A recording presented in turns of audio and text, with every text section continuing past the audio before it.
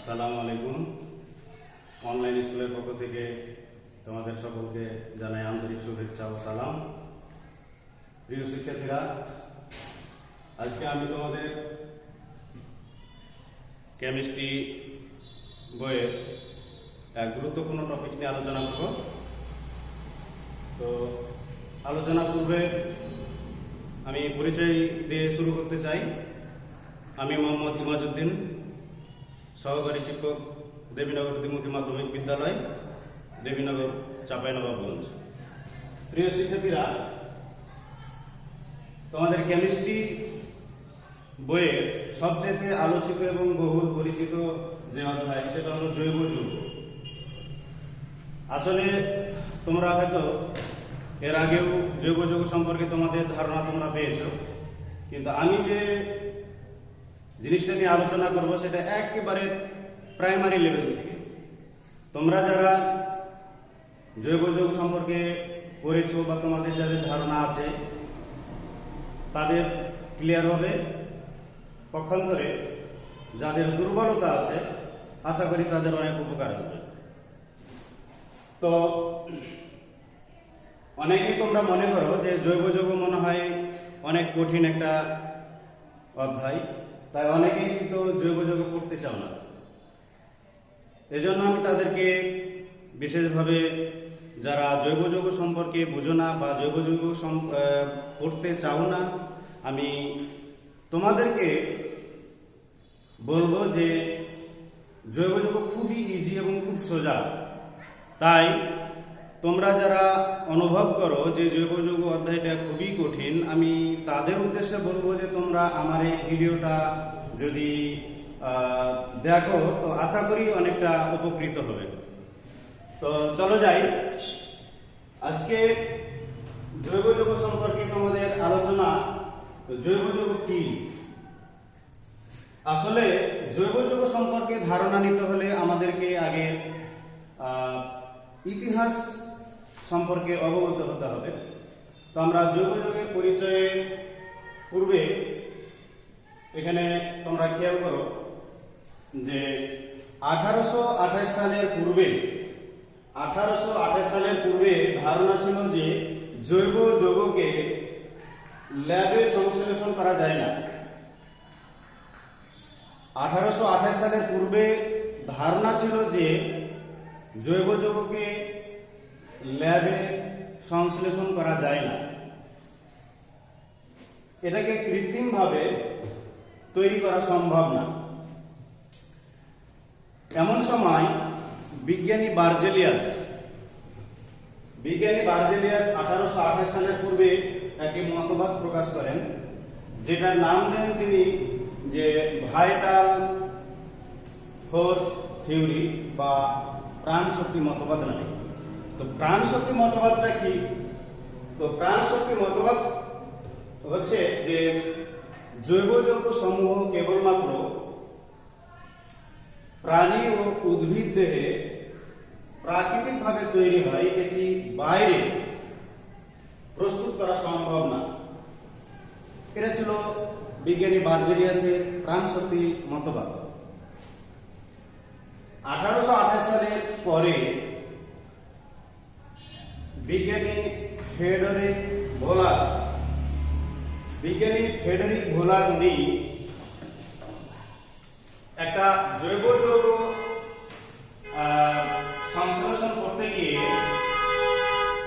দেখেন যে অজৈব যৌগ যখন সংশ্লেষণ করেন তিনি, তখন দেখা গেল যে জৈব যৌগ তৈরি হলো। এবং এই জৈব যৌগ তৈরিটা আসলে অজৈব যৌগটা কি ছিল? উনি অ্যামোনিয়াম সায়ানাইড NH4CnO, এই অ্যামোনিয়াম সায়ানাইডকে উত্তপ্ত করার ফলে এখানে যে জিনিসটা তৈরি হয়েছিল সেটা হলো যে ইউরিয়া তৈরি হয়েছিল। আসলে এটা হলো অজৈব যৌগ।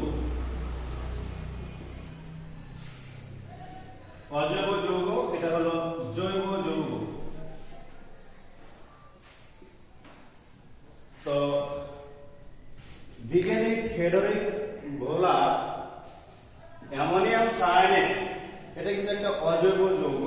এই অজৈব যৌগটাকে রাসায়নিকভাবে যখন তিনি বিশ্লেষণ করেন তখন দেখেন যে এখানে ইউরিয়া উৎপন্ন হয়েছে। কি উৎপন্ন হয়েছে? এখানে ইউরিয়া উৎপন্ন হয়েছে। তো ইউরিয়াটা হচ্ছে জৈব যৌগ। 1828 সালের পরে যখন ফেডরিক ভোলার এই ইউরিয়াটা তৈরি করেন তখন ল্যাবে সংশ্লেষণ করে দেখা যায় যে অ্যামোনিয়াম সায়ানেটের যতগুলো অণু এবং পরমাণু রয়েছে ইউরিয়ার ভিতরেও ঠিক সেম একই সমান সমপরিমাণ অণু এবং পরমাণু দ্বারা বেষ্টিত আছে। এটার মূল কারণ হলো, এখন জৈব যৌগের যে জিনিসটার কারণ সেটা হলো কার্বন পরমাণু। এখানে আমরা দেখতে পাচ্ছি যে অ্যামোনিয়াম সায়ানেট থেকে এখানে ইউরিয়া তৈরি হলো। এখানে ইউরিয়াটা তৈরি হওয়ার একমাত্র কারণ এখানে দেখতে পাচ্ছি আমরা যে এখানে জৈব যৌগ তৈরি হয়েছে। তো জৈব যৌগটা আসলে তৈরির পিছনে কিন্তু একটা কারণ আছে, সেটা হলো এখানে কি কার্যকরী মূলক। এখানে কি কার্যকরী মূলকটা আছে? এটা আছে কিটোন। এই যে কিটোন কার্যকরী মূলকটা আছে, তো আসলে জৈব যৌগ তৈরির যে পদ্ধতি বা যে সিস্টেম, এটার মূলে হচ্ছে কার্বন পরমাণু। এবং কার্বন পরমাণু পরস্পরের সাথে যখন যুক্ত হয় তখন দেখা যায় যে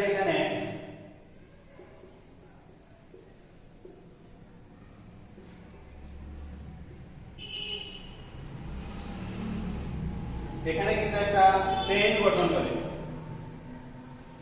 একটা কার্বন আরেকটা কার্বনের সাথে পরস্পরের যে সমযোজী বন্ধনের মাধ্যমে যে আবদ্ধ হয়, এই সমযোজী বন্ধনে আবদ্ধ হওয়ার ফলে একটা চেইন বা একটা কাঠামো, একটা গঠন তৈরি হয়। এই চেইন বা কাঠামো বা গঠনটাকে বলা হয় ক্যাটিনেশন। এই চেইনটাকে বলা হয় ক্যাটিনেশন।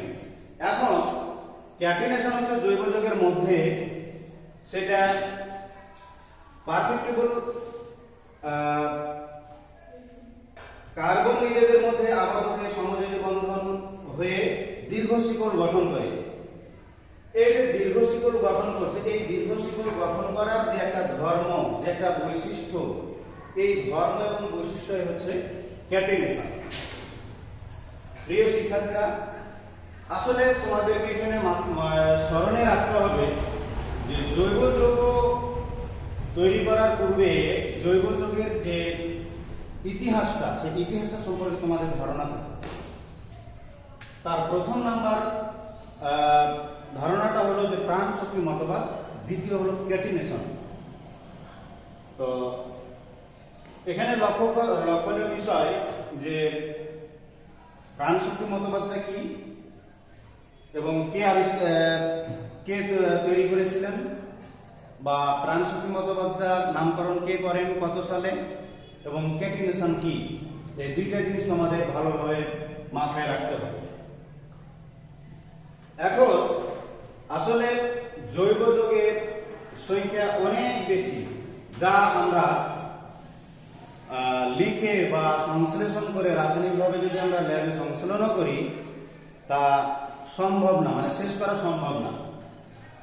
জৈব যৌগের নামকরণ তা ডিপেন্ড করে কার্বন পরমাণু বা কার্বন পরমাণু সংখ্যার উপর, কার্বন পরমাণু সংখ্যার উপর। তো এবার আমরা দেখব যে আসলে হাইড্রোকার্বন, এবার দুটা জিনিস আমাদের মনে রাখতে হবে, একটা হলো কার্বোহাইড্রেট আর একটা হলো হাইড্রোকার্বন। তো কার্বোহাইড্রেট হচ্ছে কার্বন, হাইড্রোজেন, অক্সিজেন এর সমন্বয়ে গঠিত যৌগ। এদের সরল অনুপাত হচ্ছে 1:2:1। তার মানে এদের সরল অনুপাত থাকবে 1:1 অনুপাতে। যে সকল যৌগ কার্বন, হাইড্রোজেন এবং অক্সিজেনের সমন্বয়ে গঠিত, সে সকল যৌগগুলোকে আমরা বলবো কি? কার্বোহাইড্রেট। কার্বোহাইড্রেট।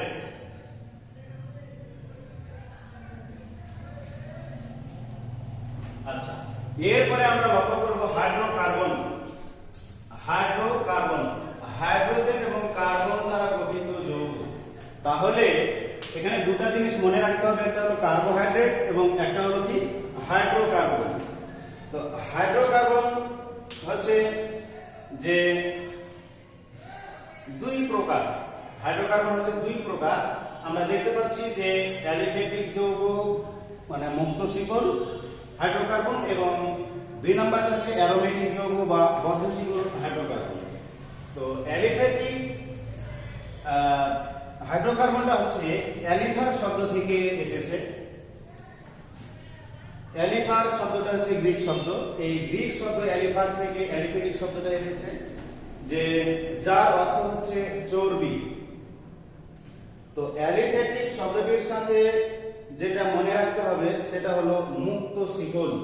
অ্যালিফ্যাটিক হচ্ছে মুক্ত শিকল হাইড্রোকার্বন, মুক্ত শিকল হাইড্রোকার্বন। আচ্ছা, এখন কথা হলো যে শিকল আবার কি?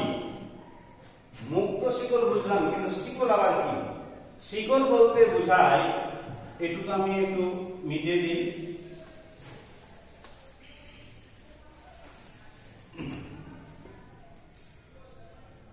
আচ্ছা,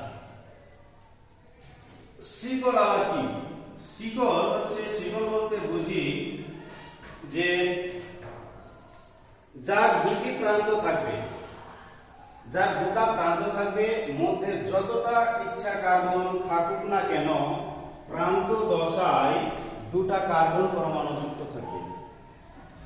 এই যে একটা শিকল, এই একটা শিকলের ভিতরে যতগুলো কার্বন থাকুক না কেন সেটা বড় বিষয় নয়। বড় বিষয় হলো যে তাদের দুই প্রান্তে, একটা শিকলের দুই প্রান্তে দুটা কার্বন পরমাণু বিদ্যমান থাকবে।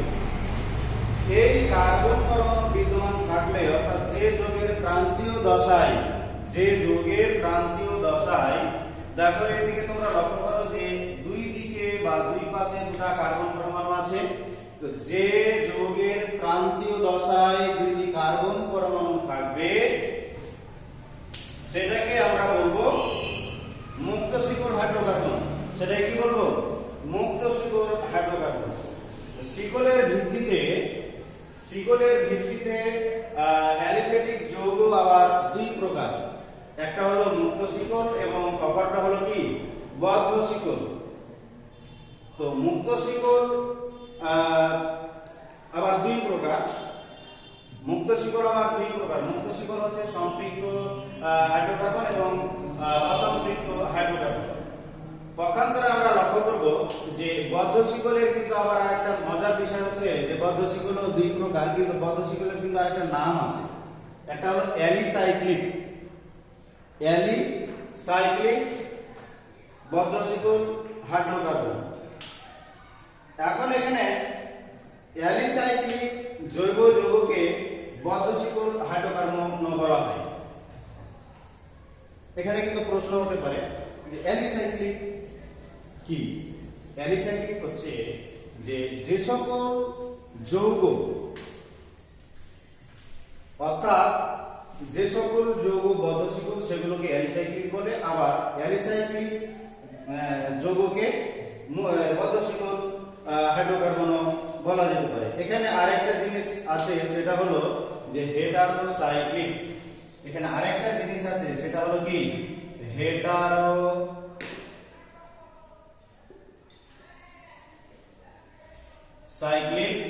হাইড্রোকার্বন। Heterocyclic hydrocarbon. এখন অ্যালিসাইক্লিক যৌগের মধ্যে কার্বন ও হাইড্রোজেন ছাড়াও, অ্যালিসাইক্লিক যৌগের মধ্যে কার্বন এবং হাইড্রোজেন ছাড়াও অন্য কোনো মৌল যেমন ফসফরাস, সালফার, নাইট্রোজেন ইত্যাদি থাকে, তবে ওই যৌগগুলোকে বলা হবে হেটারোসাইক্লিক যৌগ বা হেটারোসাইক্লিক হাইড্রোকার্বন। ক্লিয়ার? এরপরে এখন এখানে আরেকটা জিনিস আছে যে হাইড্রোকার্বন কিন্তু দুই প্রকার। প্রথমে বলেছিলাম এক নম্বর হলো কি অ্যালিফ্যাটিক মুক্ত শিকল হাইড্রোকার্বন, দুই নম্বর হচ্ছে অ্যারোমেটিক বদ্ধ শিকল হাইড্রোকার্বন। অ্যারোমেটিককে কিন্তু বিভিন্নভাবে সংজ্ঞায়িত প্রকাশ করা হয়, যেমন চাকরিক কাঠামো অনুযায়ী বা বদ্ধ শিকল অনুযায়ী, যেমন তোমরা হয়তো এখানে জানতে পারবে যে আসলে তোমাদের মূল বিষয় হচ্ছে যে তোমাদের নবম দশম শ্রেণীতে অর্থাৎ এসএসসি লেভেলে তোমাদের অ্যালিফেটিক মুক্ত মানে হাইড্রোকার্বন নিয়ে আলোচনা হয়েছে। অ্যারোমেটিক সম্পর্কে তেমন কোনো বিশদভাবে আলোচনা করা হয়নি। তবে অ্যারোমেটিক হাইড্রোকার্বন যেগুলো হবে সেগুলোর কিন্তু একটা স্মেল, সুইট গন্ধ থাকবে। মোট কথা সুগন্ধিযুক্ত যে সকল হাইড্রোকার্বন সেগুলো হচ্ছে অ্যারোমেটিক যৌগ। তো প্রিয় শিক্ষার্থীরা, তোমরা অবশ্যই দেখেছো ন্যাপথালিন। ন্যাপথালিনের কিন্তু একটা ঘ্রাণ আছে, একটা কিন্তু গন্ধ আছে, যেমন ন্যাপথালিন। এই ন্যাপথালিনটা হচ্ছে অ্যারোমেটিক যৌগ। তো আমি তোমাদের আজকে অ্যারোমেটিক যৌগ সম্পর্কে আলোচনা করব না, পরবর্তীতে আমি তোমাদের ধারাবাহিকভাবে দেওয়ার চেষ্টা করব। তবে আজকে যে বিষয়টা আলোচনা করব সেটা হলো যে অ্যালিফেটিক হাইড্রোকার্বন। তো অ্যালিফেটিক হাইড্রোকার্বনে হচ্ছে যে তোমরা গাইডে বা বিভিন্ন বইয়ে লক্ষ্য করবে যে তোমাদের আসলে এসএসসি লেভেলে অ্যারোমেটিক সম্পর্কে কিন্তু কোনো আলোচনা হয়নি, অ্যালোফেটিক নিয়ে আলোচনা হয়েছে।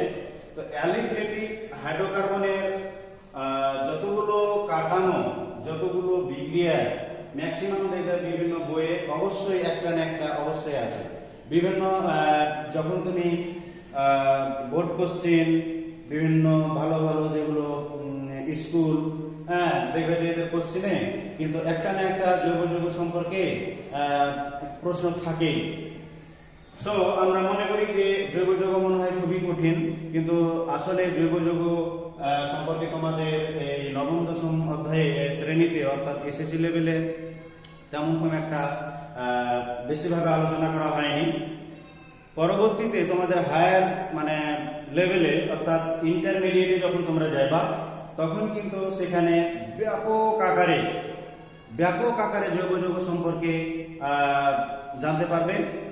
তো তোমাদের এসএসসি লেভেলে শুধু অ্যালিফেটিক নিয়েই আলোচনা, ইন্টার লেভেলে কিন্তু অ্যারোমেটিক সবগুলোই কিন্তু আলোচনা অ্যারোমেটিক নিয়ে। অ্যালিফেটিকের আলোচনা নাই বললেই চলে, তবে খুব সীমিত। তো যাই হোক, এখানে লক্ষ্য করো যে অ্যালিফেটিক হাইড্রোকার্বন হচ্ছে যে আবার দুই প্রকার, মুক্ত শিকল এবং বদ্ধ শিকল। তো মুক্ত শিকল হাইড্রোকার্বন হচ্ছে দুই প্রকার, একটা হচ্ছে সম্পৃক্ত হাইড্রোকার্বন আর একটা হচ্ছে অসম্পৃক্ত হাইড্রোকার্বন। অসম্পৃক্ত হাইড্রোকার্বন নিয়ে আগে আমরা বলি যে আসলে অসম্পৃক্ত বলতে যে শব্দটা আমরা মিনিং করছি যে এদের মধ্যে মিনিমাম একটা কার্বন কার্বন ডাবল বন্ড, একটা কার্বন কার্বন ডাবল বন্ড এবং একটা কার্বন কার্বন ট্রিপল বন্ড থাকবে। এটা হলো অসম্পৃক্ত হাইড্রোকার্বনের কি বৈশিষ্ট্য। একটা হাইড্রোকার্বনের অসম্পৃক্ত হাইড্রোকার্বনের প্রধান বৈশিষ্ট্য হলো কি যে একটা কমপক্ষে মিনিমাম একটা ডবল বন্ড এবং একটা ট্রিপল বন্ড থাকবে। কার্বন কার্বন ডবল বন্ড এবং কার্বন কার্বন ট্রিপল বন্ড থাকবে। তো কার্বন পরস্পরের সাথে একক বন্ধন ছাড়াও দ্বিবন্ধন ত্রিবন্ধন। তাহলে একক বন্ধনটা কি? একক বন্ধন হচ্ছে কমপক্ষে দুইটি কার্বন কমপক্ষে একক বন্ধন দ্বারা সম্পৃক্ত থাকবে। এই রকম একক বন্ধন দ্বারা সম্পৃক্ত যৌগকে বলা হবে কি সম্পৃক্ত হাইড্রোকার্বন। এবং ডাবল বন্ড এবং ট্রিপল বন্ড অর্থাৎ দ্বিবন্ধন এবং ত্রিবন্ধন দ্বারা যুক্ত যৌগকে বলা হবে কি অসম্পৃক্ত হাইড্রোকার্বন। সো যে কার্বন পরমাণু সিরিজ লিখে দেওয়া আছে সেটা কিন্তু তোমাদের 100% মনে রাখতে হবে।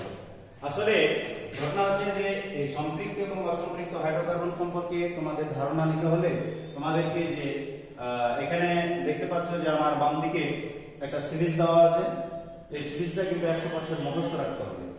সিরিজটা কি?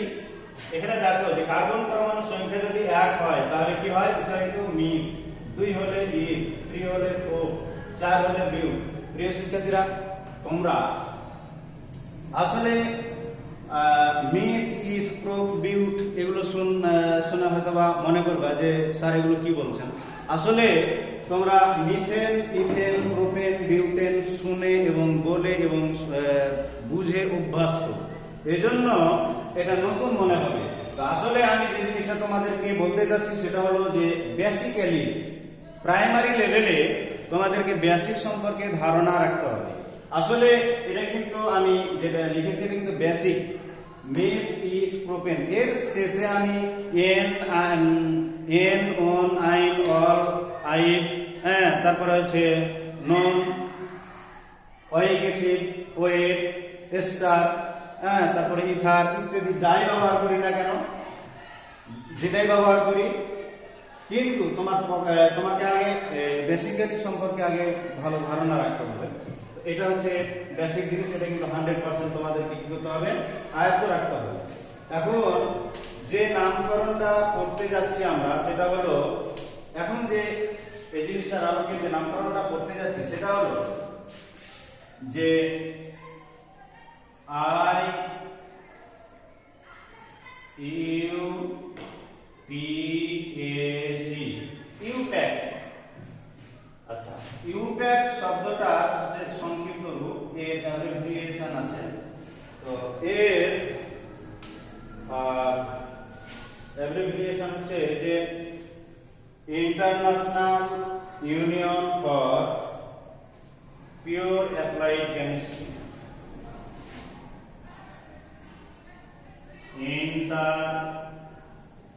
ইন্টারন্যাশনাল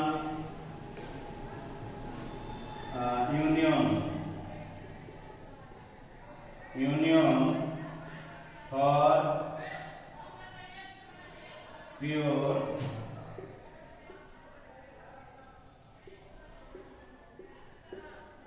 অ্যাপ্লাইড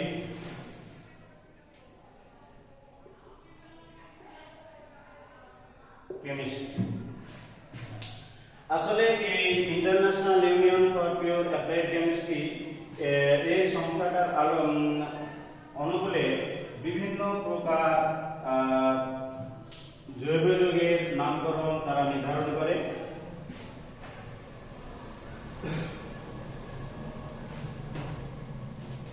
তো এখানে লক্ষ্য করো যে ইউপ্যাক পদ্ধতিতে নামকরণ করতে গেলে তোমাদেরকে কিন্তু এই যে বেসিক্যালি যে 1 থেকে 20 পর্যন্ত যে সিরিজ দেওয়া আছে, এখানে দেখো myth, ইথ, prop, বিউট, pen, x, date, অক, নন, ডেট।